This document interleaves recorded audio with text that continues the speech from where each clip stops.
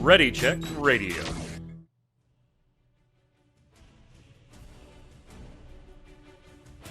Stand by as we get ready to serve up all your news this week in the world of gaming. Welcome to Gaming Gumbo.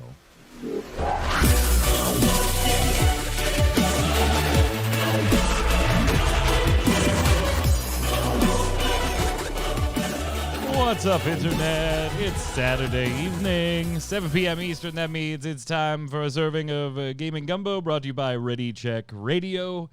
We're doing the show live, as we always are, twitch.tv/Ready Check Radio. If you're listening on Spotify or watching on YouTube, consider heading down to the website there, readycheckradio.com, RAIDEO. Upper right-hand corner, you'll find all the socials, Twitter, Twitch, Facebook, YouTube, all that fun stuff. Give us a follow, give us a like, turn on those notifications, tell all your friends. That's what keeps us doing this. That's the best way to show support if you like us doing these types of things. Of course, this week, we're going to talk a little bit about E3. We had kind of day 1 and day 0.5 yesterday of E3 kickoff, so we've got some of that stuff. Of course, we'll continue with the bulk of our E3 content on next week's show, considering that we still have 2.5-ish more days of E3 to go. But we also had Summer Game Fest kickoff, which is all weird in its own right when you think about it. And we're going to run all of that down, give you our impressions on a lot of the key marquee title announcements, and, of course, some of the stuff that we just personally liked ourselves. Joining me to go over all of it, Mr. Jason Winter. How are you, sir? So I want to set people's expectations correctly here, just before we get started. Fair enough. So I looked over like the top 50 highest grossing video games of all time. So when I found a list on Wikipedia, Like IPs or individual games? individual games, and I found that I played like 8 of them. Okay. So as we go through today, You're batting almost 20%. as we go through today, and Mike introduces a game, I was like, Jason, this is a huge game. It's gonna be enormous. It's the greatest thing ever. You gonna play it? And I go, no, I don't want you to be surprised by that. Yeah. That's how I roll. Yeah, you're like a 1 for 5 guy almost. Like not even. You're just barely under one for 5. So All right, we'll see. There were expectations some big accordingly. announcements, and there were some, I think, some disappointments on my front. We'll get to all of that. Also on the line, the resident the resident artist of Ready Check Radio, Yod. How are you, my friend? Hey, everybody, I'm doing all right over here. I'm actually wondering, with summer games, and then on top of that, E3, I mean, does E3 actually have anything to do anymore since they're already doing summer games with, announcing things and everything? It's very weird. Isn't it kind of redundant at this point? Yeah, we don't need to belabor our Jeff Keighley thoughts. Opinions. He's like I said, he's a guy I have tremendous respect for as far as what he does for gaming, but I just hate watching him host things. Yes, and Summer Game Fest is definitely something I like, and this year I think they did even better than last year. Arguably, and I'm sure we'll get to this, I think they did a much better day 1 for them than E3 did for them. And that's even without the Elden Ring trailer. Like, obviously, the Elden Ring trailer probably pushed Summer Game Fest up and over E3 day 1. But just even without that, I think they did better. But it is kind of weird. Like, if you don't follow this stuff very closely, it's almost impossible to understand what the hell Summer Game Fest is compared to E3. They're both running like simultaneously, but hand in hand, and it's very bizarre. Like you would be forgiven if you don't follow this from like a press standpoint for thinking that Summer Game Fest is just like the name of E3's kickoff.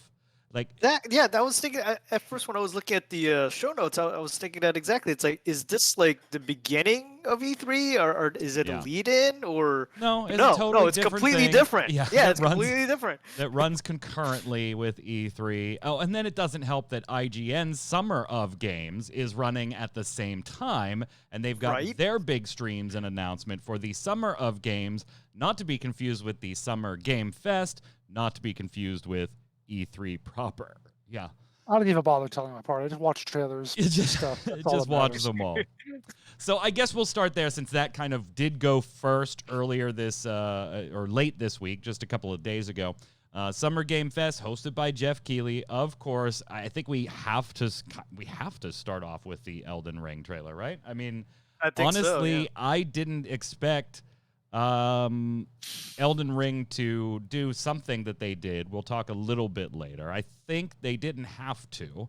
But, yeah, this was kind of the coup-like grab, I think, for Jeff Keighley to snag this announcement. Yeah, we're going to see more on the game in E3 when Bandai Namco takes this, virtual stage.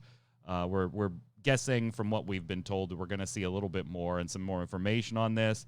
But if you've been waiting for Elden Ring, who has basically been silent since 2018, 2019-ish, but you like the whole Dark Souls creator working with George R.R. Martin and Here We Go and multiplayer and all of that, you finally got a trailer. Before we get to what I think they really didn't have to do, and I'm kind of curious why they did, let's talk about the trailer itself. Jason, no doubt, Lord of the Rings influences. It is fantasy-based, so Yeah. you don't think so? Just a little bit. Why? Just because it's fantasy? No, just the flair of it. Yeah, I'm going with more the flair too. I'm not I don't one of remember those guys Aragorn that like. slicing open demons and like ripping their hearts out or whatever. I don't know. It's not more Lord of the Rings. stylizing of the armor and the weapons and the monsters and stuff. It's got a certain flair to it that kind of lends itself a little bit to Lord of the Rings style. Yeah, I'm not one of those guys, by the way, that is like all fantasy comes from J.R.R. Tolkien. Like, it's all Right. the same. Like, no. To me, there are differences between the Lord of the Rings and the Shannara series, even though many people would say those are literally like Sword of Shannara is an exact copy. But I just couldn't help but be like, oh, wow, that almost looks like a ring wraith. Like, that almost looks like just as you're saying, kind of like the art style. I Right. do like it. That is not to impugn it in any way. I think it looks gorgeous. I think it absolutely looks gorgeous. But is this something you were even remotely interested in, Jason?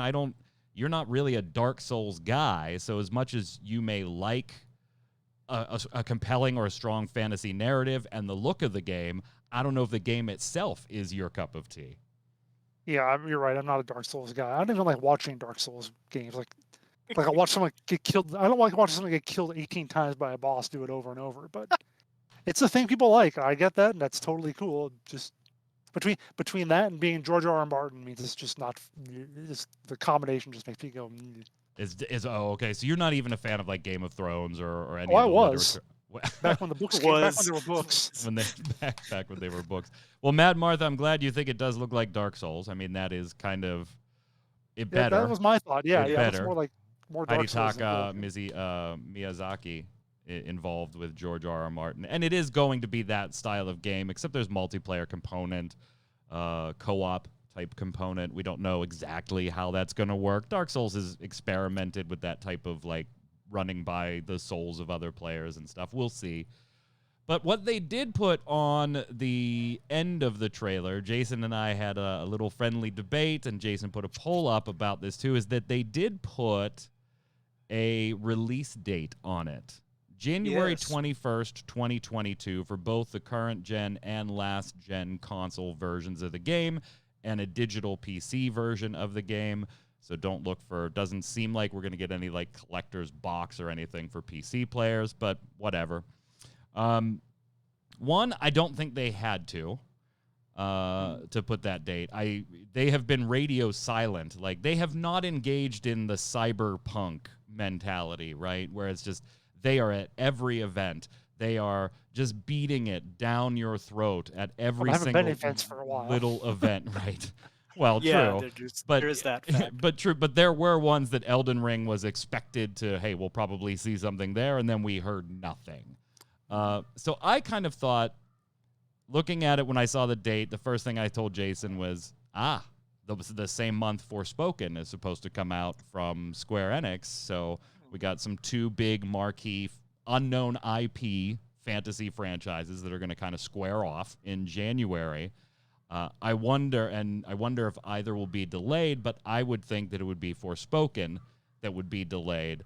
I kind of looked at Elden Ring as probably not likely to be delayed, only because they had no pressure to put a date on this trailer, much less the ultra-specific one they did. They've been silent for so long, I think they could have gotten away with 2022, and nobody would have blinked an eye, been upset or anything. They just would have been happy to see it. To put that date on it, I think they're pumped, primed, ready. But Jason, you feel that it's probably going to be delayed. Now, you say they're not Cyberpunk. But No, I said they haven't engaged in the cyberpunk hype style. well, sure. But the thing is, yeah, what was CDPR? CDPR was Witcher 3, which everybody absolutely loved. Greatest game ever. Second greatest games ever are the Souls Isn't games. that a Tolkien game? Yeah, whatever. That's the impression a lot of people have. And I think they might be in the same trap of, we're awesome. We're From Software. We made these incredible games. We can absolutely nail this release date, just like CDPR did. And I think they're going to find they're a little too deep in it. Just so you know, by the way, only 29.6% of people on my survey, on my poll, thought they would launch on time. So less 70% than 1 think in it'll be 3, delayed. yeah. A lot of people What are was the skeptical. range, though? Because you gave some ranges for people to choose from. Okay. It wasn't just a binary Actually- late or not. They're actually pretty close. 29.6 on time, 25.9 less than 3 months, and then 22.2 3 to 6 months, 22.2 greater than 6. Wow. So, So this is pretty like- even in all of So them. it's like a 40-40-20 thing going on. Less than 6 months, greater than 6 months, not delayed at all. 40-40-20. Huh. No, not delayed at all. It's 30, 25, 20, 20, something like that. Yeah. Wow. I'm surprised by that. What do you think, Yad? I kind of want to say that because it's such a specific date. It's not like, first quarter 2020 or first quarter 2022 or fall 2022 or Cyberpunk had a season date one. too. Yeah. Cyberpunk Instead had of multiple E3 the dates. year Yeah, before. multiple dates. Yeah, that's the thing. It had multiple dates. It also had multiple amounts of advertisement.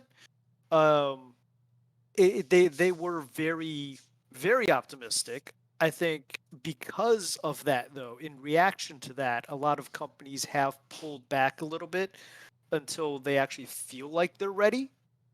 And if they are this confident to actually, have this long length of silence. Now, mind you, once again, we haven't had that many events in the past couple of years for them to promote at. But I mean, I didn't even know this game existed until, I looked at the show notes and I was like, what the heck is this?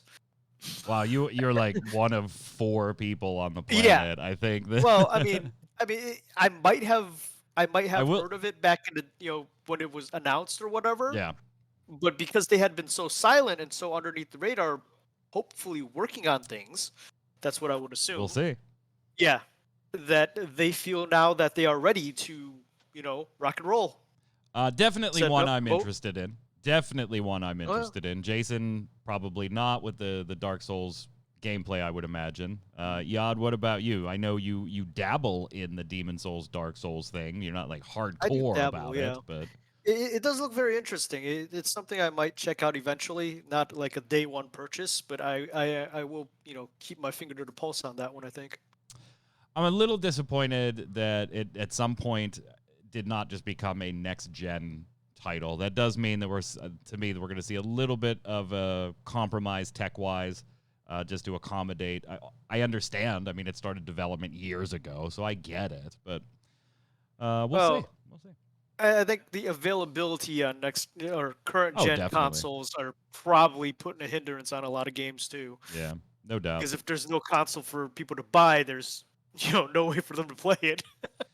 One of the leaks we saw last week is true, and we talked about it a little bit. There is a Borderlands spin-off game called Tiny Tina's Wonderlands, scheduled for early next year. Still very cel-shaded in the Borderlands style, but more in a fantasy. So this was by Tolkien too. I'm sure. Like Tolkien just Yeah, exactly. he just keeps writing from the grave. Don't you remember Tiny Tina? She was an elf. Yeah, she was. She totally. was. Yeah, Absolutely. totally. It's Legolas's sister, if I'm not mistaken. Like, Yeah, I don't know my exactly. lore as well as Jason does, but I mean, Jason, correct me if That's I'm wrong. correct. That's That's correct. correct? Okay, cool. So a little more fantasy elements. And then we did see this today at E3 as well when Gearbox did their presentation. We didn't see anything new. We saw the same trailer that Summer Game Fest. and then like 2 or 3 minutes with one of the lead people behind the project just saying, hey, we hope you'll like it, and kind of pointing out that, yeah, we've done this with an in-game Borderlands event in a fantasy setting, dragons and that type of things, but this is going to be a whole fantasy-based game, and you don't have to be a fan of Borderlands to be able to pick this one up and understand it and have a good time. Not one that I am personally looking all that forward to. I have kind of grown bored with Borderlands over the years. Love the first one. You know me and grabber stabbers, looter shooters, whatever you want to call them. I did give Jason Wincher trademark credit on Twitter today for saying grabber stabber. But Borderlands has kind of like lost me over the years. 2 was good, and then I had all the different expansions and add-ons and DLC, and then 3 I like barely bought. I think I waited till it was like on sale and was like, all right, I'll check it out. And while I do like the idea of something like this in the fantasy setting, the characters just aren't as compelling for me anymore personally. This one I kind of feel like you do, Yod. Maybe I'll pick it up a few months down the road. Yeah. Catch it on sale, pick it up as the Epic Game Store freebie or the PlayStation Plus subscription freebie. Right. But this one I don't think is going to be for me unless when it comes out, the reviews are just like, this is something way different. You got to check it out. What'd you think, Jason? But fantasy Borderlands. That's what I thought. Yeah. Oh, yeah. If you like Borderlands, you'll probably like it. Yeah. It's Jace, grabber stabber is an official term here. Yes. That refers Yes. to a looter shooter that is more melee. So think Godfall. That would be a grabber stabber. stabber, yeah, you're right. Grabber comes first. It's Yeah, loot- grabber. You Looter you shooter, grab grabber first, and stabber. you stab. Yeah. I get a little confused on that. I'll admit. Yeah. Yeah. Yod, where are you? Are you a Borderlands dude? Do you like Borderlands? I played 2 in the Handsome Collection when it was free on PSN. I didn't really get into it. I know our streamer Faye is really into this stuff, so I'm sure she'll pick it up and stream it when it comes out. But yeah, it's one of those where I'll probably check it out on someone else's stream, and maybe when it's free, I'll play it. Yeah, and keep in mind, this is early next year that it's coming out. The three of us are looking at a trailer right now. Right. That's I the mean, other it's thing like, is we that's don't know all. what the gameplay's like. Right. If it's, is it going to be just Borderlands in a fantasy setting? Well, then, okay, that kind of just feels like, God, you just keep milking that dead horse there. But if it's something a little different, then maybe I change my mind on it. We're kind of making a lot of assumptions right now. So sorry about that. We just got a trailer. That's it. Here's the question. Yeah. Is it going to be exclusive to Epic Game Store? Ooh. Yeah, you asked this last week, and I said probably not, only because it isn't like a marquee Borderlands title where they can, if you're Epic, I don't know why you buy this one because, Randy Not for 140 million or whatever it was. Right. Randy's not going to want to settle for far less than he did for Borderlands 3, but there's no reason for Epic to offer a huge amount of money for it. So I don't think so on this one. Do you think maybe they do it? There's a chance, but I kind of agree with you. That's probably not. I kind of hope they don't. Well, everyone hopes they don't. That's true. Why would anybody go exclusive on Epic Game Store? Money. Money. Money. That's it. Other notables from the Summer Game Fest, we saw the final confirmation, or the initial confirmation, I should say, that Lost Ark, the ARPG by Smilegate that's been in Korea for, 40 years now, something like that, 40, 45 years. It's been running over in Korea, is going to finally come west. Jason, this was a no shock for you and I. Amazon announced last year that they were going to be doing a partnership to publish something that Smilegate was doing. We all immediately, Jason and I covering free-to-play games over on mmobomb.com. Go follow. It was like, yeah, well, the only thing in Smilegate's portfolio that a company as big as Amazon is going to be even remotely interested in publishing is Lost Ark. And Crossfire. Yeah. Crossfire. Which technically is huge, but Crossfire is huge. Never been in the U.S. Right. So, yes, we got the official confirmation trailer. Technical alpha actually going on right now. Sorry, We are all out of giveaway keys on mmobomb.com. We had 10,000. We gave them away in less than 24 hours. We are trying to secure more, but the technical alpha only runs to the 16th, so I don't know. Maybe we'll get some more keys if you want to check it out. I can't show you any footage that I've gathered. It's all under NDA. We're not even allowed to keep any footage, so I haven't recorded anything. If you like ARPGs, if you're like into Diablo 3, if you're into Path of Exile, if you're into Torchlight, I could just tell you that Lost Ark is definitely one you're going to want to keep an eye on. It is a little darker than some of them. I played through the tech Exile. Yeah, I played through the tech alpha opening sequence today. It's very impressive graphically, musically, controlling wise. It is a lot of fun. We don't know a lot about how it's going to be monetized here in the West. That's still coming. But I'm happy to finally see it over here. This is one that I will jump into unless it's just something egregious as far as monetization. If they just follow the Path of Exile model, I think the game's going to do wonderfully for Amazon, Yad. Yeah, I checked out I looked it up and checked out a trailer for it. And it is very pretty. I do like the art style on it. It's got a very interesting style going on there. But yeah, you're right. I'm kind of curious about the monetization and what they're going to do with that. Since obviously the Asian market monetization is a lot different from what we deal with over here, what they're willing to pay as opposed to what we're willing to pay and all that stuff. So yeah, I think I'm going to wait and see on this one. We do have Zach Sharps over at mmobomb.com too, saying that he's looked at that. He did a first look video on the Korean version. It's on MMOBomb. It's from 2018, so some stuff has certainly changed. But if you want to get a flavor for the actual gameplay, you can check that first look video out. Lost Ark, first look gameplay, MMOBomb. And from his perspective, Jason, the monetization he had no problem with. He said, you're going to be fine. So hopefully, if that's the case in the East, they don't just screw it up coming West. We have to hope that their other game does well enough they don't feel like they need to put the squeeze on people. That is a concern, too. That is a valid concern. You're not wrong. You're not wrong.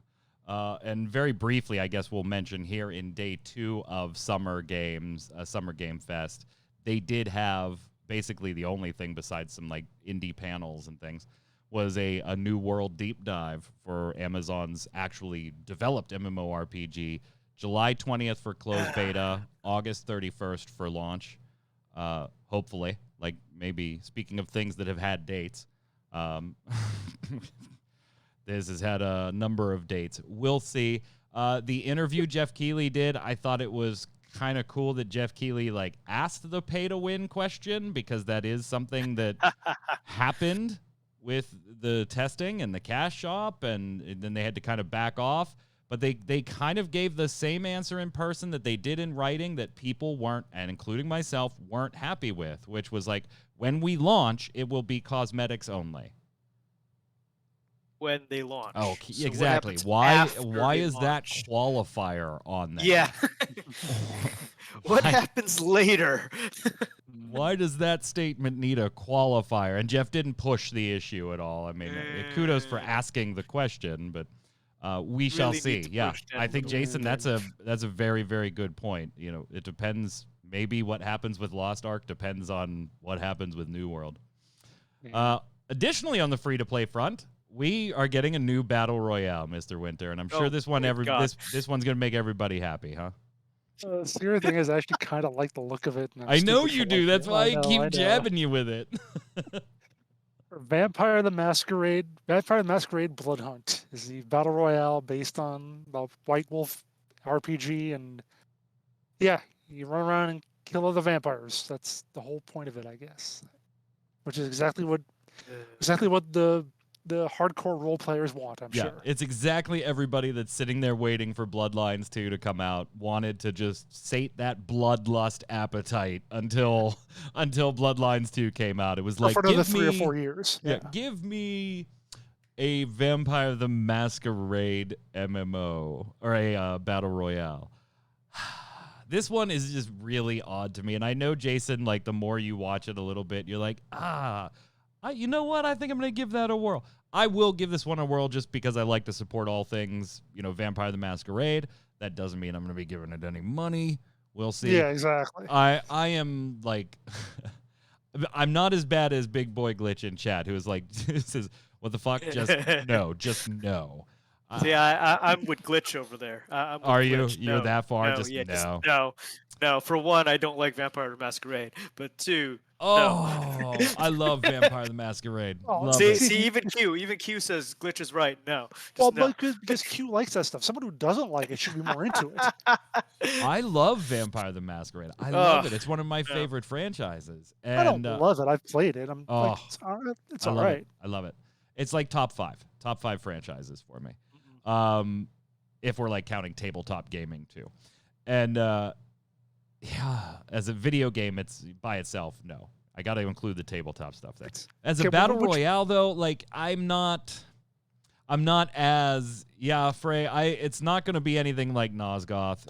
It's going to be Nosgoth with that competitive team v team PvP thing.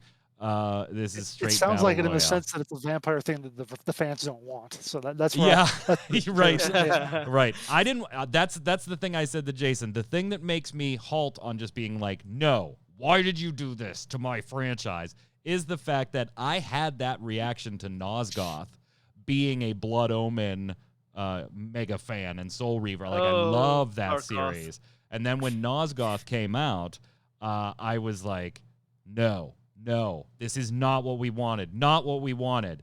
Don't do this.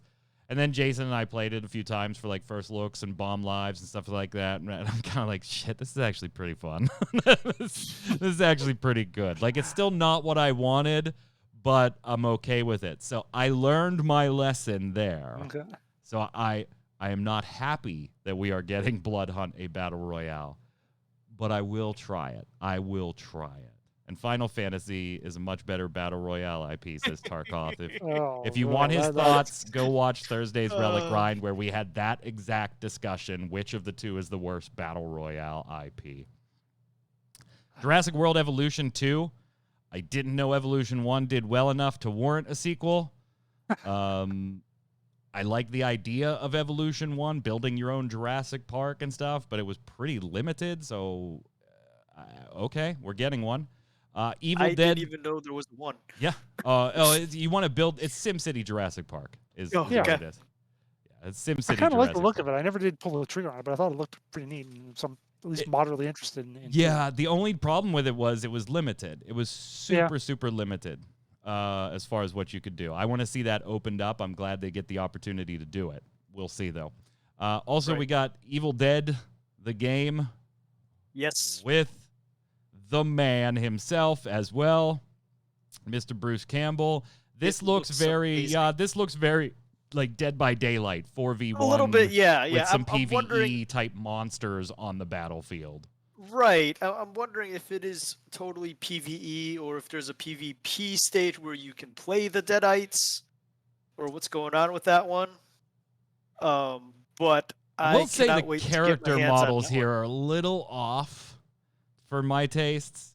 Like when you see that camera shot of Ash and the rest behind him walking forward, you're like, wow, that's just like barely Bruce Campbell. That's just like barely. They're stylized just a bit further than normal. To be fair, it's fine. It takes a lot of polygons to render Bruce Campbell's chin. It does. It is a mega chin. Kind of... It is a mega chin. It is a chin of envy, to be sure. Definitely. I did like his voiceover for this, Jason. Oh, yeah. Where he's talking about, like, you can control the bad guys, and he's like, but only a dick would do that. Don't be a dick. Right. Bruce Campbell can voice anything for me. Right? Yeah, just talk. It's amazing, yeah. Yad, you are very excited by this. I am. I want to get my hands on this game. And I mean, rarely these days am I picking anything up day one, especially with patches and stuff. But this might be something I will have to pick up day one. Q's absolutely right too. By the way, this is like on point with the IP. This is not Vampire the Masquerade making a battle royale. This That's is like Evil why- Dead making a hey, you Yes. four try to survive the night Right. type deal. Right. This is Evil Dead making Evil Dead the game. I'm almost glad, Jason, that this is getting its own shot as a game and not as like a Dead by Daylight cross promotion, where you get the Yeah. skins and stuff like they've done with Resident Evil and things like that. Is that the new thing now? Is it just like all fantasy is Tolkien, all horror is now Dead by Daylight? Yes. yeah. Yes. Okay. It is. Yeah. That's how it works now. Yeah. Okay. Yeah. I'm pretty sure Tolkien influenced this though. Oh, totally. Yeah.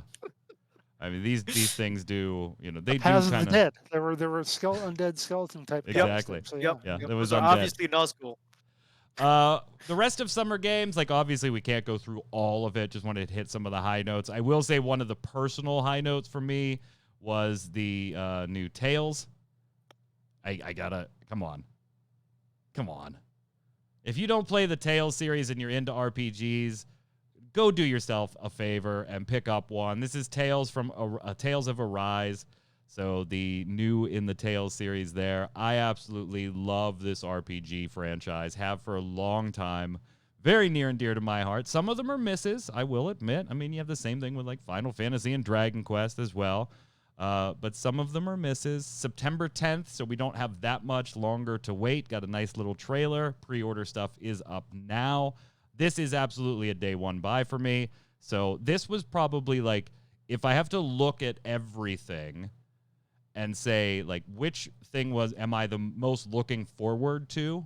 Not that necessarily Summer Game Fest hyped me the most for, but out of the entire lineup, which title am I looking forward to most? It's probably this one, with Elden Ring behind it by a little bit, and then probably Evil Dead coming in third there. Everything else kind of falls a little for me. Are either of you Tales players? No, not me. No. You've never done like Berseria or Zillia or any of it. Wow. mean, I've Uncultured seen them heathens. played. Jason, how have you not played this? seen them play. J.R.R. Tolkien wrote the stories for all of them. I'm gonna stop playing JRPGs in roughly 1994. Oh, you would like the Tales series, though. It's Wow. not turn-based. I know you're not a huge fan of turn-based. The No, newer no. ones have not been turn-based. Hmm. So you can get the action combat in there. There are still some that they dabble in turn-based, but not all of them. Not all of them. This is a day one. Absolutely. This is a pre-order for me. And there are very few games that I pre-order anymore. But this is definitely one of them. Jason, what was kind of like your Jason Winters game in show from the Summer Game Fest? Honestly, there wasn't a whole lot more there than the stuff we've talked about already. But I also watched the Koch Media and the IGN stuff. Oh, yeah. So I watched both of those, and I found a few things from there that I thought looked kind of cool. One of them was called Steel Rising. This is by a public developer called Spiders, which made, what did they make? They made Greedfall. Oh, yeah. Greedfall was a tremendous game. Yeah, let me just read the line to you. The first line in the Steam description of this game, Steel Rising. King Louis XVI's automata army is terrorizing the citizens of Paris. That is a else you need to know? sentence. Yeah. I'm sure you've already pre-ordered the collector's edition just based on that sentence alone. But yeah, that alone just sounds like cool. So yeah, I watched the trailer. It's very cool. Got a lot of robots in France and Like, excellent. King Louis and his damn robots. We got to take them Yep. out. What else? Problem is when you send the French king to the guillotine and chop off his head, he still keeps going. He's a Yeah. robot. You like get wires and you're like, what is going on? What else? That was another game that they showed off. Koch Media did called which one was it? It was I got notes here. Scars Above, which is like it's by, do you remember Pagan Online? Oh yeah. Remember that thing, the ARPG that was developed by somebody and published by Wargaming? Yeah. This is by the same developer actually, but it's a 3D kind of exploration kind of horror game. It looks kind of sci-fi horror. It's kind of like a Mass Effect with a little more horror thrown in, and maybe not as much shooting, like just a single character, but going around on an alien planet finding stuff. But it looked pretty cool. Just it showed like a 7 or 8 minute gameplay wedge of it, and it Nifty. it looks like it's by a company that has never done a 3D game before because it looked a little janky in some ways, but kind of interesting concept, and just the atmosphere of it looked really cool. Do you guys ever have like that one game that's janky as all fuck, but is one of your favorite games? Like everybody else you ever talk to, they're like, "What? That is horrible. Like it doesn't work." And you're like, "It's a great game. Shut up." It is. Like for me, Final Fantasy 11 is a lot of that, right? Like it's obviously a tremendous game. Was the most profitable for a long time in the Final Fantasy franchise, but it is one that like if somebody watches you play, they're kind of like, "What are you doing?" Like, it doesn't even look like you're hitting things. And that, like, the animation, even for its time, is janky as all shit. Like, what are you doing? And you're like, shut up and hand me the chips. You know, just leave me alone. That is my game. Do you guys have that game where it doesn't matter that it's janky? You know how much bad translations in games and like bad localization and like, oh God, why did the Asian dev do this crap? You know how much I hate that sort of thing. Yeah. Oh, yeah. That's all over Conqueror's Blade. Is it really? I can't help it. Yeah. And you still love that game? You have For one the of those, longest- Yod? The longest time for me it was Parasite Eve, because the original Yeah. one. Oh, 'Cause yeah. The you know, original, like the yeah. animations, you're like, God, even Right, like comparing it to go- Resident Evil at the time. Right, they're go from weird. one encounter or one screen to the next, your controller up changes. For Mad So, Martha but I in still chat, love it's the dang RF game. online. I can see that. Yeah, did you have like a best in show here from Summer Game, or from any of the like the side fests? Obviously, Resident Evil. I mean, not Resident Evil. Evil Dead. Oh, Sorry, I got a little you're going to Resident get Evil on the you're brain. going to get hit the, with the boomstick after yeah. over that. I got that Goblin, on we're the not brain because of the live Goblin, action we're not there announcements. yet. Don't spoil that one. Then we get to E3 day 1 today. Still have tomorrow seems to be like the marquee day as far as who's going to be presenting. That's where we have the Xbox and Right. Bethesda show, the Square Enix show, a few other big marquee names.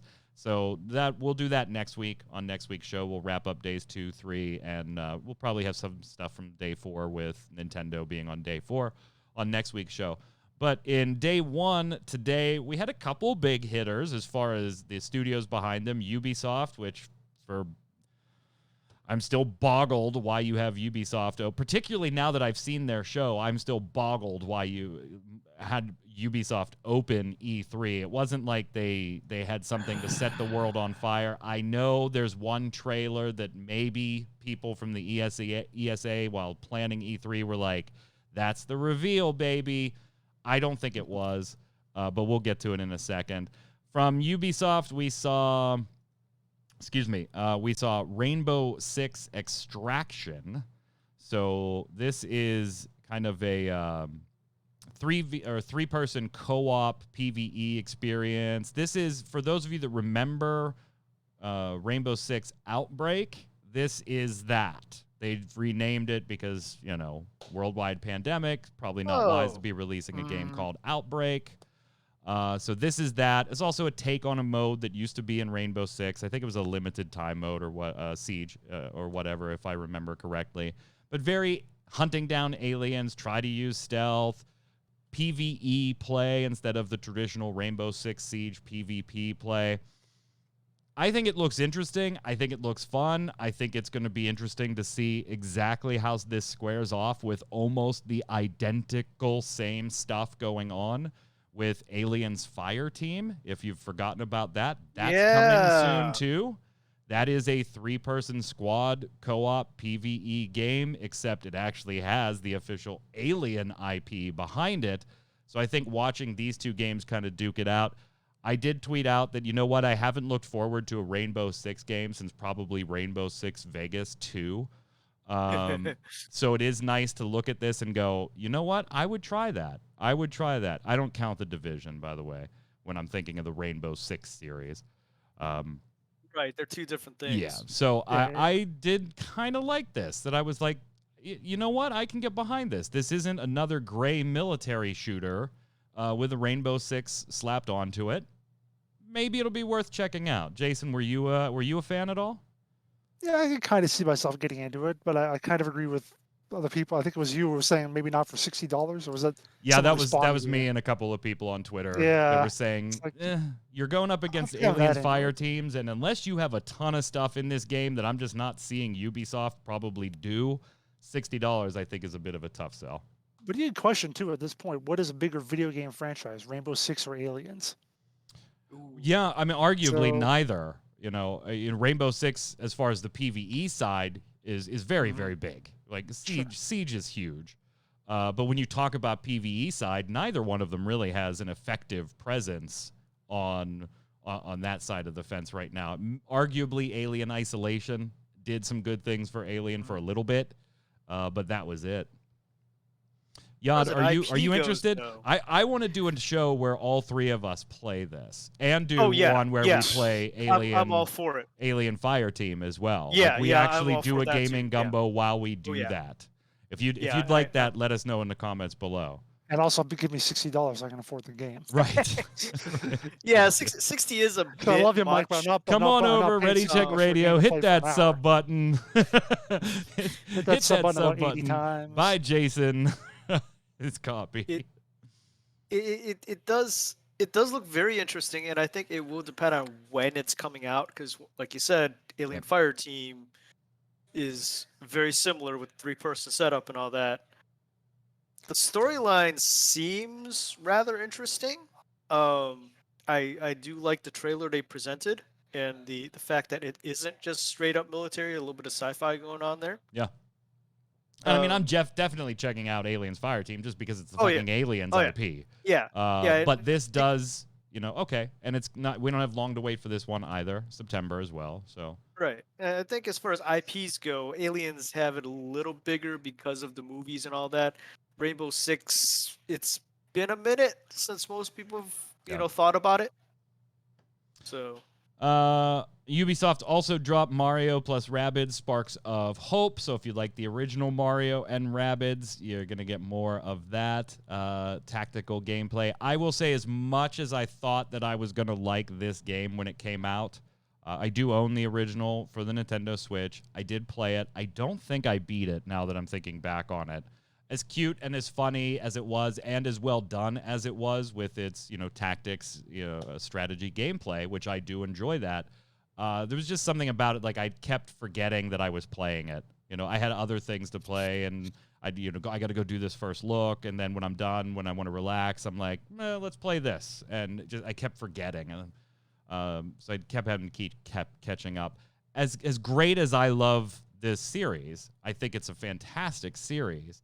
I'm probably not going to buy this one initially because I know how many times I set the first one down and then forgot about it just to come back months later. And honestly, I can't remember if I've beaten it or not, which is a kind of horrible to say. It's one of those weird things. I give the game 2 thumbs up as I'm glad everybody's getting this, but I probably won't buy it, Jason. Yeah, I didn't even play the first, so yeah, I'd be in the same boat. You like tactics-based games, though, don't you? Didn't you just say like half an hour ago that I'm not into tactics-based games? No, that was You Demon don't Souls know type me. games. Well, you also said that about something else too. But anyway, No, I thought you liked tactics-based games like Final Fantasy Tactics or Ogre Battles or don't get Fire into me with Final Fantasy Emblems. Tactics someday. Don't even get into me with that. Why? No. What? Oh no! Now I got to poke the bear. What the hell's your deal with him? I bought honestly that thought they twice would have trying to been. play it. If I had to guess, like you, I know. Yeah, I talked turn-based earlier, and I know he's not into that, Mad Martha. But I thought you would. That would be like the Jason Winter series of RPGs. Would be those tactical type RPGs. You don't know me at all. I just said I was guessing. No, they are not really. I played Wasteland 3. I really like that, but I think that's what it has to be. There's actually another one that they showed off. It's an older game. It's been on early access for a couple of years. I made a note of it. What was it called? Core Keeper or something else that they showed off at the Koch thing. It looked kind of neat. It's also a tactical game, but it's also got that kind of post-futuristic, sort of apocalyptic, but funny kind of feeling that Wasteland did. That might be what I need to get into it. But and granted, this is also funny, whatever, not serious, but Oh in yeah, it's general, it's not my 100% thing. humor. Yeah. It's just they're just not my thing. Wow. Like I would have thought if I had to bet money, I would have been like, if there's RPGs he plays, they're probably the tactical ones. I know can you're make not so into much, I can make so much turn-based money and- off betting what Mike thinks I play. Not what I think you play, what I think you might like. The whatever. big trailer from Ubisoft was Avatar: Frontiers of Pandora, which God. okay. I'll let you gentlemen go first. Yad, what'd you think? No. Really? Yeah. That was a quick backing off. No. Yeah, Avatar, I never got into that. I tried watching the movie. It was kind of blah to me, so I never got into the world or anything. I prefer the little bald kid Avatar over the blue people. But not the movie. No, not the movie. But I just don't want to play a game where I'm plugging genitalia in an animal so I can fly or whatever. Well, I mean, you got to do what you got to do, I guess. Yeah, Jason? so no. Yes, no? This looks like Horizon Zero Avatar to me.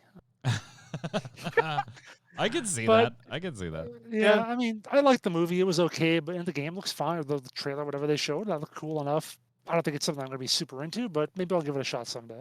I'm not like, yeah, I'm not no.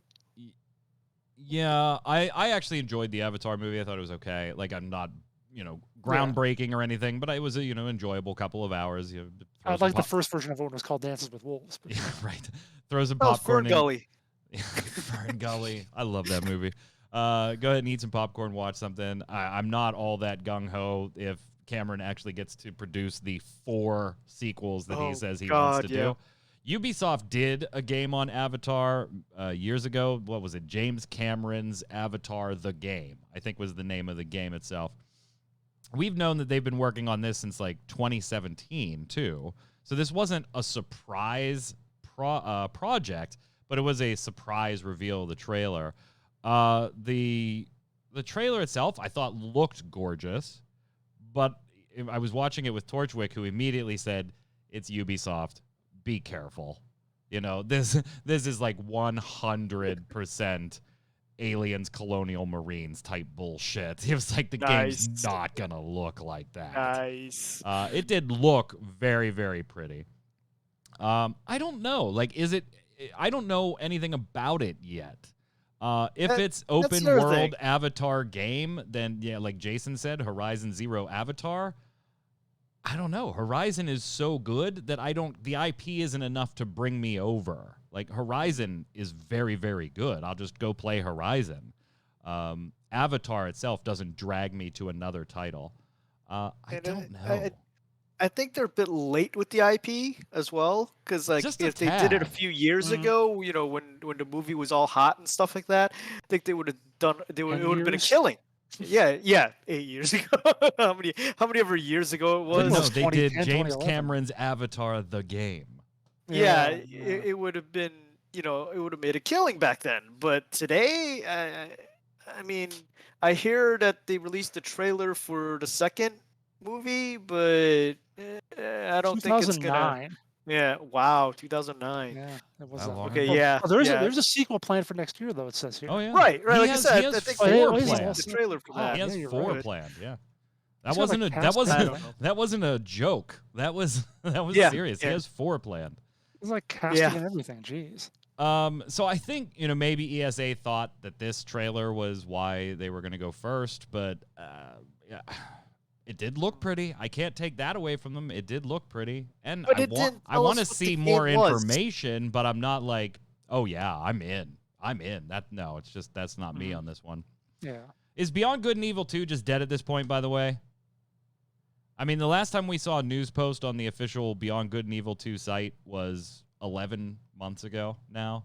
And Yves Guillemot took it to, I know he mentioned on a conference call, I think late last year, early this year, that they had 5 big marquee titles set for release.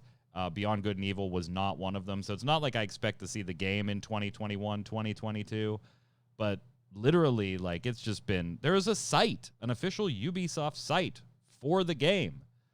And the last news update was 11 months ago. Is it just dead at this point? Maybe they just went silent running for a little while, like that other game, and they're gonna come out really big. So you're saying in 2025, I'll get my Beyond Good and Evil 2 E3 Yes. unannounced trailer Avatar Yes. style. Yes, for Fantastic. the PS4. Fantastic. I can't wait. They've quit they quit working on that so they can work on their Star Wars game. Next up, Devolver Digital took the stage with the Devolver Max Pass Plus presentation. Okay, so first off, let's just talk about the presentation itself briefly. Like, I have a feeling the Devolver Digital's presentations for like E3 and all that stuff, they're either absolute hits for somebody or absolute misses. Like, they are not presentations that kind of skirt the middle. I generally think their presentations are pretty good, pretty funny, and everything. I did think this one was good. I thought it went on too long. The joke of the Devolver Digital Pass Plus, I thought it went too long. But I do love what they do with their presentation. Some people in chat did not, and they were Zing the entire thing. Some people, of course, it's always fun watching the people that don't get the joke, that don't get it. That's even better. So this was probably my favorite presentation of the 2 days so far, the Day 1 E3 and the Summer Game Fest. I did think it was a little long, and it kept beating some points. And I did tweet out that, sadly, after the presentation, I just wanted to buy chili dogs more than I wanted to buy any of the games that were advertised. But I had fun watching it, although generally didn't get me. Like, if I didn't put show notes together, I wouldn't remember what they had shown game-wise. They showed Trek to Yomi. They showed Inscription, like a card-based game. Devolver Tumble Time, which is a mobile game, making fun of mobile games coming later this year. They showed Demon Throttle for the Nintendo Switch. You could have bought the non-fuckable with tape for $1,000, but they only have one of those, so congratulations whoever got that. I loved the whole presentation. The products just kind of went in one ear and out the other, and throughout the entire presentation, I was like, man, I just want a chili dog now, because Nina just kept chowing down on the chili dogs. Okay, if I had to guess, both of you two, I'm going to say Yod kind of would like this type of presentation, I think. Jason, it's probably not snarky enough for. I would have to. So let's go with that. That'll be my guesses. Jason, you go first. What'd you think? This one I actually skipped because I thought it would run over into the Gearbox one. So I was just like, I'm gonna take one thing off. I'm not gonna watch. But I'm looking at the video now and seeing it's half an hour long, and I'm kind of agreeing with you. Like, my God, did it really run the joke out this long? The joke keeps coming and going throughout the whole thing. Yeah. It was Like, very funny. I loved it. I thought it was funny. I just thought it was a little long. That's all. I'm seeing a little, as I scan through, I'm seeing a little bit of games, and it's like, yeah, that's not what you. But they always do this, right? That's like Devolver Digital's thing. And I said, probably why I've never Bad watched Martha in Devolver chat Digital says Devolver makes better shows than games, unfortunately. And you know what? I can't disagree with Bad Martha. There are Devolver Digital games that I like, but literally, I'm not joking when I say I walked away from this presentation enjoying the presentation, thought it was very funny, thought it was very tongue-in-cheek, couldn't remember a damn game I had seen during it. But I really wanted a chili dog. What about you, Yad? I just went through the article. I didn't watch the show itself. Got to the point where it's like, oh, it's another subscription service. Scanned the games and went, okay, sure. No, whatever. That's the thing. God damn it. Well, that's kind of terrible marketing if that's how people are looking at your stuff. Oh. I mean, that's what it was. It was like, okay, it's another subscription service. No.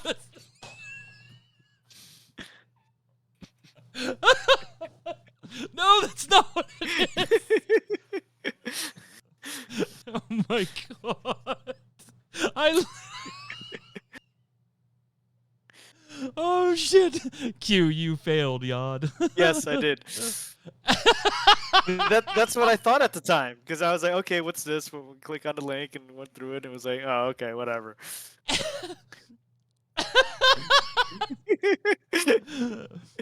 I literally had just said how funny it is to watch when people don't get it. Oh my god, that's tremendous. We just stop right there. Like, we're done with Devolver Digital. Gearbox kind of cleaned up the show today. For 40 minutes of garbage. I hated Gearbox presentation. They kept splicing Homeworld 3 into 30-second increments into everything. And if you're a Homeworld fan, I played the original Homeworld and Homeworld 2. I thought they were enjoyable. They're not a series that I'm like, man, they got to remake. they got to they got to remake that or make a new one or make a sequel. I'm glad they are, sure, but whatever. And they only gave it like literally 10 and 15 seconds of love about 5 or 6 times. They showed off Tiny Tina's Wonderland again. They showed off Tribes of Midgard again, another one that we had seen the previous day. They brought Godfall to the show, which, okay, yeah, I was all for seeing, but all it was advertising was that the PS4 version is coming out August 10th. We'll put a pin in that. We'll come back. The beta for matchmaking, the first expansion, Fire of Darkness, and the Lightbringer free patch, those are all coming August 10th, adding different content to the game. So if you like the game, more stuff. I get that stuff as part of the edition I bought, so I will be checking that out. I'll probably stream it on Ready Check Radio. I know that's not generally a game that a lot of people like, but I found it like brain dead enjoyable. Like just unplug your brain and go smack some things around on a colorful screen type enjoyable. And it is a grabber stabber, and I like that series. But they did say when this came out, Jason, thank God for the PS5, because we wouldn't be able to do this type of game in the visuals and stuff that we would want to do without the technology behind the PS5. And now we're getting the PS4 version. Now, granted, if you want to backwards port something, fine. But I will tell you this. If that son of a bitch comes out on the PS4 and I can't tell without a microscope and an 8K monitor the difference between the two, I'm going to feel a little lied to, Jason. Little lied to. Randy Pitchford lying to you? No. Right. The other part of this presentation, all throughout the whole thing, too, was Randy Pitchford plugging the shit out of the Borderlands movie, which God. I just could not care less about. It would be impossible for me to... I'll go see Into the Heights first. Wow. Yeah, and I'm a musical theater guy, but Into the Heights is not one of my favorite musicals by any stretch of the imagination. I'll go see that first. I don't care about the Borderlands movie. I'm curious about the movie. Are you really? Yeah. I'm curious about all the video game you have movies. To subscribe though to Oh, sure you do. Anyways, I'm stunned. You actually want to go see it? What's drawing you to it? It can't be Jack Black as Claptrap. No, it's just the fact that I go and check out most of the video game related movies and stuff like that. Yeah. So it's another one that I want to check out, see what they messed up, see what they did correctly. I think Kevin Hart as Roland is smart. Did a good job with the script, that type of thing. Was it an enjoyable movie? I mean, like we've said before, I watched the Mila Jovovich Resident Evil movies because, well, they are trash, but I do enjoy watching them sometimes. They are trash, Mila Jovovich. but I love them too. So, I love them too. Right. So, I mean, there's reasons to watch different video game movies, even if they are bad. I mean, the other day I went back and watched the really old Double Dragon movie, and oh my God, figured out there was so many there was so many actors in there that got like great roles afterwards. But it was such a terrible movie. I forgot all about that one. Yeah, it's terrible. It is really bad. But the actors and actresses in it were good people, and they went on to do some really great roles. It's just those were one of them. Jason, for me, Gearbox was the weakest showing by far. I think there was literally the stuff that they showed off had already been shown off a full day before and had been leaked days before that. And the stuff they showed, it was nice to have like a minute or two with the devs, but they didn't give out any information or anything. I honestly thought it was the weakest of them. And when you include a less than popular game that you released on the PS5 as part of your E3 presentation to announce that you're making it backwards compatible. Oh, and PS, we're launching an expansion in a month, 2 months. I think you just kind of really maybe didn't have enough to really get 45 minutes of day one airtime on E3. I don't know.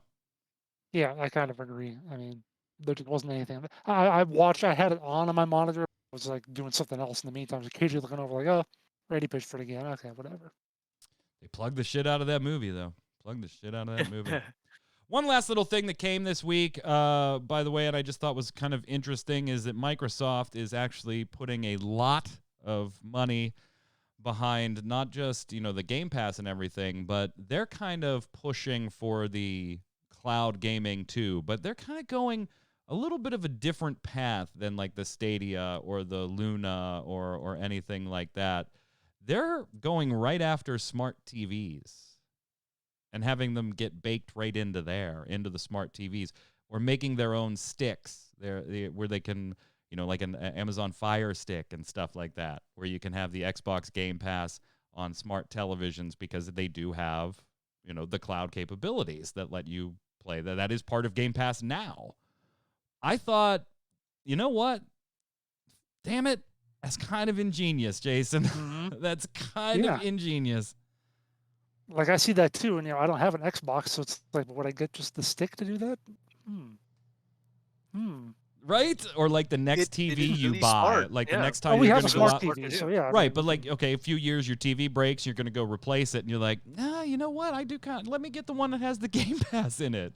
Shit, man, that is brilliant. That is brilliant. Game Pass is slowly taking over the world, Yad. It is. And part of me hates it because I'm not an Xbox guy, but it's genius. It really is. I mean, it really is genius for Microsoft to do that. You buy up the companies, so you got exclusive titles, and then you launch a system where you subscribe and you get all the exclusive stuff, so everybody subscribes to you, and you get that monthly income. Yeah, and now it could be baked right into your TV. Like, obviously, it has the same kind of problems with cloud gaming and stuff like that. That we have right now, right, with infrastructure being a problem and some certain games not performing well in those conditions because of input lag or response time. Like, setting all that stuff aside, obviously there are concerns and issues with it, tech and performance-wise. But yeah, Justin, let me get that 62-inch TV with Xbox Cloud, please. Right. Let me take that right off the shelf. And somehow through this entire week, Ratchet and Clank coming out yesterday just seems like really small news. But it did. Let's slide over and do Games of the Week.